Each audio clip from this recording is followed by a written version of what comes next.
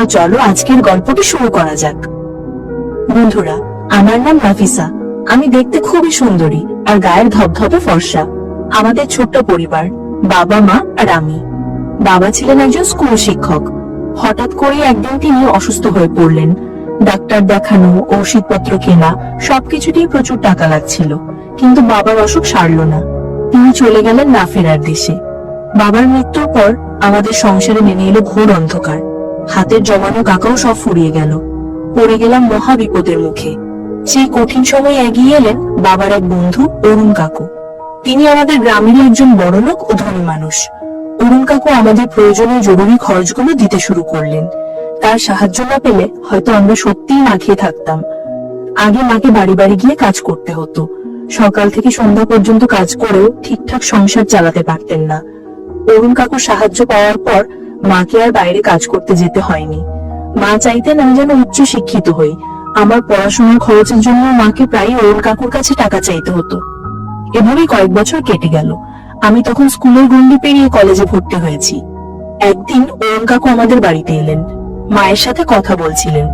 আমি শুনতে পেলাম তিনি মাকে বিয়ের প্রস্তাব দিচ্ছেন। তিনি বললেন, মায়ের দুঃখ কষ্ট দেখে তার খুব কষ্ট হয়। তিনি মাকে আশ্বাস দিলেন আমার ভবিষ্যতের দায়িত্ব তিনি নেবেন। অরুণ কাকুকে মা সবসময় শ্রদ্ধা করতেন, তার করা সাহায্যের জন্য কৃতজ্ঞ ছিলেন। মায়ের মনেও হয়তো তার জন্য একটা অনুভূতি তৈরি হয়েছিল। মা রাজি হয়ে গেলেন। কিন্তু আমি এই বিয়েতে একদম রাজি ছিলাম না। আমার একজনের গভীর প্রেমের সম্পর্ক ছিল। ওর নাম রাহুল। আমরা একই কলেজে পড়তাম। আমরা প্রায় দিন লুকিয়ে লুকিয়ে দেখা করতাম। আমার বিবাহিত বান্ধবী রিয়া জানতো আমাদের সম্পর্কের কথা। যখন মা আমাকে জানালেন তিনি অরুণ কাকুকে বিয়ে করতে যাচ্ছেন, আমার মাথায় যেন বাজ পড়লো। আমি মাকে বললাম, মা তুমি এটা কি করছো? এত বড় একটা সিদ্ধান্ত তুমি নিলে কিভাবে? তুমি কি জানো না অরুণ কাকুর চরিত্র কেমন? মা অবাক হয়ে আমার দিকে তাকালেন। কি বলছিস তুই নাফিসা? অরুণ ভাই না থাকলে আমার আজও অন্যের বাড়িতে কাজ করে সংসার চালাতে হতো, তোর পড়াশোনাও বন্ধ হয়ে যেত। আমি বললাম, তুমি শুধু নিজের সুখের কথাই ভাবছো। মায়ের মুখ রাগে লাল হয়ে উঠলো। তিনি আমার গালে এক চড় মারলেন। তুই কি বলছিস? তুই বুঝিস না বারবার তার কাছ থেকে টাকা চাওয়াটাও কি খুব ভালো কাজ? তোর মুখের দিকে চেয়ে আমি এতদিন সহ্য করেছি। বিয়ে করে নিলে আর ছোট হতে হবে না। আমার চোখে পানি এসে গেল। আমি বুঝতে পারলাম মাকে আমার আসল কথাটা বলতেই হবে। আমি কাঁদতে কাঁদতে বললাম, মা তুমি কি জানো না আমাদের সমাজে সেই প্রথার কথা? যদি কোনো বিধবা মহিলা বিয়ে করে তাহলে সেই মহিলার মেয়েকেও তার নতুন স্বামীর সাথে বিয়ে দিতে হয়। এই প্রথার কারণে কত মেয়ের জীবন শেষ হয়ে গেছে। তোমার বিয়ের 2 মাস পরে আমাকেও অরুণ কাকুকে বিয়ে করতে হবে। যে মানুষটাকে আমি এতদিন কাকু বলে ডেকেছি, তোমার বিয়ের পর যে আমার বাবা হবে তাকে স্বামী বলে মেনে নিতে হবে। মায়ের মুখ শুকিয়ে গেল। তিনি কিছু বললেন না। পরের দিন আমি রাহুলের সাথে দেখা করলাম। তাকে সব খুলে বললাম।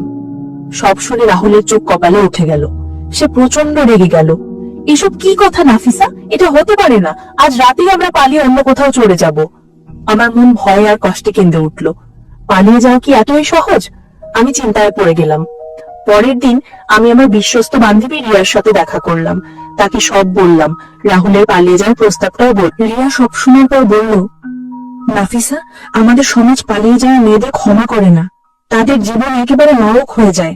আর ভাবতো তুই পালিয়ে গেলে তোর মায়ের কি হবে? লোকেরা তাকে কত কটু কথা বলবে, সমাজে কতটা নিচু হয়ে যাবে। আমি বললাম, তাহলে আমি কি করব রিয়া? অরুণ কাকুকে বিয়ে করব? দেখলে আমার গা শিউরে ওঠে। রিয়া দীর্ঘশ্বাস ফেলল, বলল, আমারও একই অবস্থা হয়েছিল নাফিসা। আমাকেও আমার বাবার সাথে বিয়ে দিয়েছিল। প্রথম রাতে ভয়ানক কষ্ট হয়েছিল। ভাবতেই পারিনি এসব মানিয়ে নিতে পারবো। কিন্তু সময়ের সাথে সাথে সবকিছু ঠিক হয়ে যায়। আমাদের ভাগ্য মেনে নিতেই হয়। রিয়ার কথা শুনে আমার মন একটু শান্ত হলো। আমি আমার ভাগ্য মেনে নেওয়ার চেষ্টা করতে লাগলাম।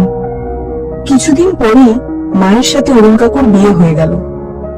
বিয়ের পরের দিন মা আমাকে বললেন, আমরা অসহায় মানুষ, আমি কেবল তোর ভালো চেয়েই বিয়েটা করেছি। বিয়ের পর অরুণ কাকু আমাদের বাড়িতেই থাকতে শুরু করলেন। খুব দ্রুতই তার আসল চেহারা বেরিয়ে পড়তে লাগলো। একদিন আমি রান্নাঘরে কাজ করছিলাম। হঠাৎ পেছন থেকে এসে অরুণ কাকু আমাকে শক্ত করে জড়িয়ে ধরলেন। এরপর বললেন, নাফিসা, মাত্র 2 মাস পরে তুমিও আমার স্ত্রী হবে। আমি চিৎকার দিয়ে উঠলাম, ছাড়ো আমাকে, ছাড়ো। আমার চিৎকার শুনে মা ছুটে আসলেন। মা আমাকে অরুণ কাকুর জড়িয়ে ধরা অবস্থায় দেখতে পেলেন। মায়ের মুখ বিবর্ণ হয়ে গেল।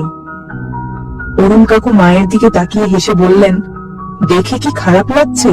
এই দৃশ্য দেখারই অভ্যাস করে নিতে হবে, কারণ শিগগিরই নাফিসা আমার দ্বিতীয় বউ হবে। সেদিন থেকে অরুণ কাকু প্রায় সুযোগ পেলেই আমার দিকে অশালীন ভাবে তাকাতেন, ইচ্ছে করেই আমার গায়ে হাত দিতেন। আমি মাকে বলতাম, মা বলতেন, সবকিছু ভগবানের ইচ্ছা, নাফিসা সহ্য করে নেয়। 2 মাস কেটে গেল। আমার 20তম জন্মদিনের ঠিক পরের সপ্তাহে আমাকে জোর করে অরুণ কাকুর অর্থাৎ আমার বাবার সাথে বিয়ে দেওয়া হলো। বিয়ের রাত আমার মা নিজের হাতে আমাদের বাসর ঘর সাজিয়ে দিলেন। পুরো ঘর সাজানো, বিছানো, ফুল ছড়ানো। মা আমার কাছে এসে আমার মাথায় হাত বুলিয়ে দিলেন, মা তুই আমাকে ক্ষমা করিস, সমাজের এই নিয়মের বিরুদ্ধে দাঁড়ানোর শক্তি আমার ছিল না। মায়ের কথা শেষ হতেই বাবা বিয়ের পোশাক পরে ঘরে ঢুকলেন। তিনি মায়ের দিকে তীক্ষ্ণ দৃষ্টিতে তাকিয়ে বললেন, এখন তুমি যেতে পারো। মা ঘর থেকে বেরিয়ে গেলেন। দরজা বন্ধ হলো। আমার শরীর কাঁপছিল। বাবা আমার দিকে এগিয়ে এলেন। আমি পিছিয়ে গেলাম, ভয়ে কুঁকড়ে গেলাম। তিনি আমার হাত ধরে টেনে নিলেন। আমার ইচ্ছার সম্পূর্ণ বিরুদ্ধে তার অধিকার প্রতিষ্ঠা করলেন। সেই সময়ের যন্ত্রণা আমি কোনোদিন ভুলব না। পরের দিন সকালে আমি গোসল করে বারান্দায় দাঁড়িয়ে ভিজে চুল শুকালাম। এই পরের দিনগুলোতে একটা বড় পরিবর্তন এলো।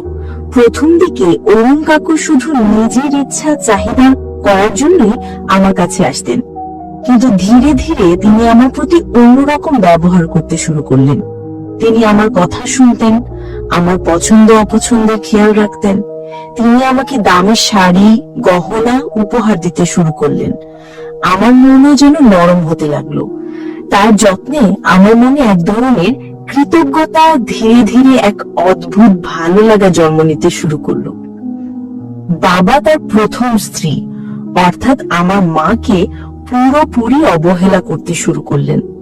সারাদিন তিনি শুধু আমার সাথেই সময় কাটাতেন। মাকে তিনি একরকম এড়িয়েই চলতেন। তিনি মায়ের ঘরে যাওয়া একদম বন্ধ করে দিলেন। একদিন রাতে আমি শুনতে পেলাম মা অরুণ কাকুকে বলছেন, আমাকে একটু সময় দেবে না? বাবা বললেন, এখন আমাকে বিরক্ত করো না, আমি নাফিসার কাছে যাচ্ছি।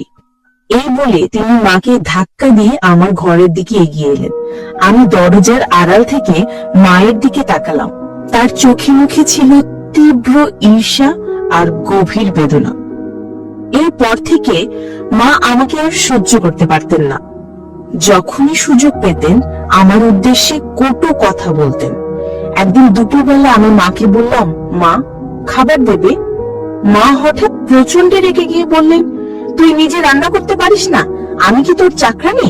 তুই আমার জীবনটা একেবারে শেষ করে দিয়েছিস, আমার স্বামীকে কেড়ে নিয়েছিস। আমি মর্মাহত হয়ে বললাম, মা তুমি ভুলে যাচ্ছ, সতীন হওয়ার আগে আমি তোমার মেয়ে। আমার কথায় মায়ের রাগ যেন দ্বিগুণ হয়ে গেল। আমাকে অকথ্য ভাষায় গালাগালি করতে লাগলেন। ঠিক সেই মুহূর্তে বাবা মানে অরুণ কাকু ঘরে ঢুকলেন। তিনি মায়ের এমন ব্যবহার আর গালাগালি শুনে মায়ের গলা চেপে ধরে বললেন, তোর এত সাহস, তুই আমার বউকে মারিস? এখনই এই বাড়ি থেকে বের হয়ে যা। এটা শুনে মা পুরো স্তব্ধ হয়ে গেলেন। আমি বাবার হাত ধরে বললাম, না বাবা, মাকে বের করে দিও না। অরুণ কাকু মায়ের দিকে তীব্র দৃষ্টিতে তাকিয়ে বললেন, শোনো, আমি তোমাকে বিয়েছি শুধু তোমার মেয়ে নাফিসাকে পাওয়ার জন্য। আমি নাফিসাকে নিয়েই সংসার করতে চাই। তুমি সতীন হয়ে থাকতে পারলে থাকো, না হলে চলে যাও। বাবার কথা শুনে মায়ের মুখে কোনো কথা রইল না। তিনি বুঝতে পারলেন একজন মা আর তার মেয়ে কখনো একই পুরুষকে স্বামী হিসেবে গ্রহণ করে একসাথে সুখে থাকতে পারে না। এই সম্পর্ক স্বাভাবিক হতে পারে না। মা বাবাকে বলে দিলেন তিনি তালাক চান। বাবা তাতে রাজি হলেন। মা আমাদের বাড়ি ছেড়ে চলে গেলেন তার বাবার বাড়িতে। আমি দেখলাম মা চলে যাওয়ার সময় একবারও পেছন ফিরে তাকালেন না। আমার চোখ দিয়ে পানি ঝরছিল। আমার মা চলে গেলেন আর আমি রয়ে গেলাম আমার মায়ের স্বামীর সাথে। এখন আমি আমার বাবা অর্থাৎ অরুণ কাকুর সাথেই আছি। অনেক কিছু বদলেছে। তিনি এখন আমার অনেক যত্ন নেন। কিন্তু এটা কি পূর্ণতা? আমার মনে হয় না। কারণ এই সম্পর্কের ভিত্তি আমার মায়ের অসহায়তা, আমার জোর জবরদস্তি আর একটা নির্মম প্রথার উপর দাঁড়িয়ে আছে। আমি চাই এই ধরনের অমানবিক প্রথা আমাদের সমাজ থেকে দূর হোক। এই প্রথা মা আর মেয়ের পবিত্র সম্পর্ককে নষ্ট করে দেয়। এটা পরিবারে বিভেদ আর অশান্তির জন্ম দেয়।